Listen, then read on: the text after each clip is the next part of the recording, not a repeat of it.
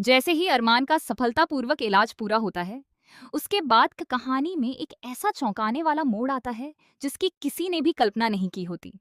Doctor पूरी team के साथ बाहर आते हैं और परिवार को बताते हैं कि अरमान की सर्जरी पूरी तरह सफल रही है। यह खबर सुनते ही सभी के चेहरे पर खुशी लौट आती है और हर कोई भगवान का शुक्रिया अदा करने लगता है। लंबे समय से जिस पल का सभी को इंतजार था, वह आखिरकार आ ही जाता है। इसके बाद डॉक्टर कहते हैं कि अब मरीज को होश आ चुका है और वह पूरी तरह सुरक्षित है। परिवार में से जो भी सबसे पहले उनसे मिलना चाहता है, वह अंदर जाकर उनसे मिल सकता है। यह सुनते ही सभी की खुशी का ठिकाना नहीं रहता। तभी अभीरा सभी की भावनाओं को समझते हुए कहती है कि मायरा और मुक्ति सबसे ज्यादा परेशान थीं। वे काफी देर से बाहर खड़ी होकर अरमान के ठीक होने का इंतजार कर रही थीं। इसीलिए सबसे पहले उन्हीं दोनों को अंदर जाकर अरमान से मिलना चाहिए। अभीरा की बात सुनकर मायरा और मुक्ति भावुक हो जाती हैं। दोनों भगवान का धन्यवाद करती हैं और खुशी खुशी अरमान के कमरे की ओर बढ़ जाती हैं।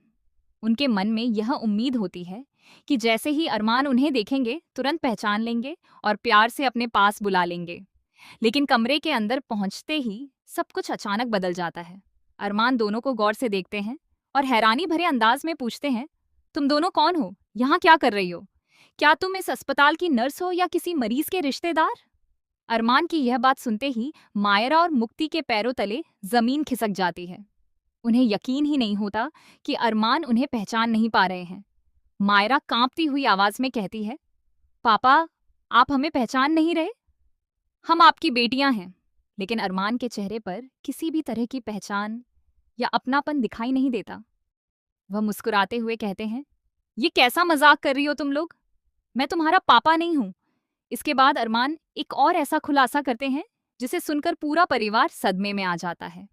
वह साफ शब्दों में कहते हैं, मेरा नाम अरमान नहीं है। तुम लोग किसी गलत इंसान को पहचान रहे हो। मेरा नाम विनायक है। अरमान की यह बात सुनते ही कमरे में मौजूद सभी लोग पूरी तरह हैरान रह जाते हैं। अभीरा, मायरा और मुक्ति को समझ ही नहीं आता कि आखिर यह सब कैसे हो गया। क्या सर्जरी के बाद अरमान अपनी याददाश्त पूरी तरह खो चुके हैं? क्या उन्हें अपना अतीत बिल्कुल याद नहीं रहा? या फिर इसके पीछे कोई और गहरा राज छिपा हुआ है? अब आने वाले एपिसोड में यही सबसे बड़ा सस्पेंस होगा कि क्या अरमान को अपनी असली पहचान वापस याद आएगी या फिर वह हमेशा खुद को विनायक ही मानते रहेंगे। इसी जबरदस्त ट्विस्ट के साथ कहानी एक नए और बेहद रोमांचक मोड़ की ओर बढ़ती हुई दिखाई देगी।